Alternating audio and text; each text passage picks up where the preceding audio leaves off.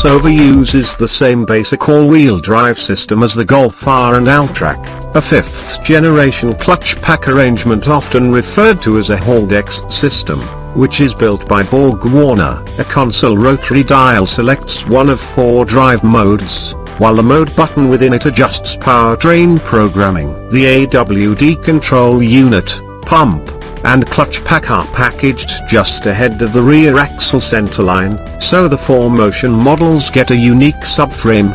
Both the 235 horsepower turbo 2.0-liter 4 and 276 horsepower VR6 come with an 8-speed automatic, but only the VR6 offers the 4Motion option. This is mildly puzzling, as early hints suggested both would offer it. The VR6's torque output isn't notably superior to the 4's, and the turbo would be advantageous at altitudes where all-wheel drive may be more desirable. As far as traction goes on frozen roads with gradients to 15%, and there really wasn't much difference between the paved and off-road routes we drove, neither the Atlas nor the Alltrack could be forced to put a wheel wrong. Credit winter tires, Continentals on Alltrack, Pirelli Scorpions on Atlas, for part of that, but only at full throttle in the Atlas's off-road mode did tire spin become obvious. That because wheel speed is beneficial in sand. It's worth noting that 4Motion is not predictive,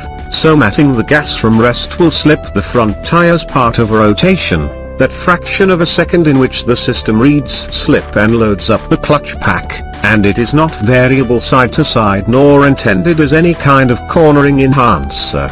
In other respects, the Atlas has similar input feel to the Alltrack and most other VWs aside from that work. It bounded over wallowing roads with controlled body motions even when suspension was pushed to both travel limits, and in a pleasant surprise no front wheel splash ever hit the hood or windshield. Despite the minimal front overhang, there's no impression that decent dynamics were sacrificed in the name of isolation or softness, and it feels quite a bit lighter than a Touareg or Ford Explorer. It's no GTI, but there's enough of engine to know it comes from the same manufacturer, and while it's built on the same MQB platform as the Golf, the Atlas is 7 inches wider. We'll know more about the Atlas, including its full specifications, in a month or so. This brief drive showed that it should be competitive and will likely join the Jetuan's new larger Tiggan atop VW's sales charts, the brand's first 3-row crossover.